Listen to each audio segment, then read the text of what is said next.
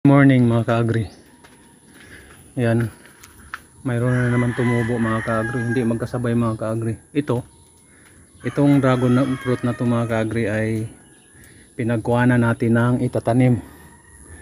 Pinagkakalat natin mga ka-agri sa mga poste dito sa amin, sa mga poste dito sa pader namin. Pinagkakalat ko mga ka-agri.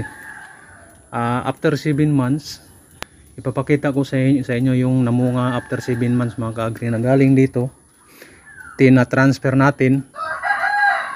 Yan mga ka-agri, pakita ko sa inyo mga ka-agri ha. After 7 months mga ka-agri, ito na yun. Wala pang namunga dito mga ka-agri. Yan, after 7 months.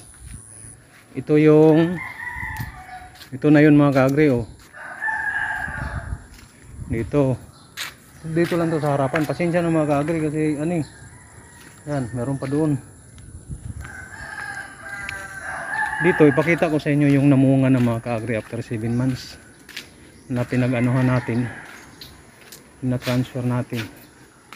Yan, dito sa, tingnan mo, nasa ano lang. Doon rin. Ito na siya mga ka-agri, yan oh, namunga after 7 months. Yan na yung unang bunga niya ng ating dragon fruit. Yan, nagkalat yan doon. Mayroon pa nga tayong yan. Doon, nagkalat yan mga ka-agri. Yan, paikot. Bawat poste nito, inanuhan natin. Yan.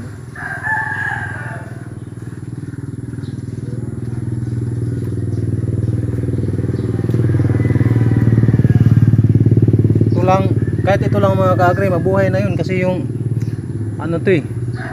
mabuhay nga ito mga ka-agri kahit hindi walang lupa kahit idikit lang dito, pero matagal nga lang mamunga. Ito yung bunga niya mga ka-agri. Yan ang bunga niya.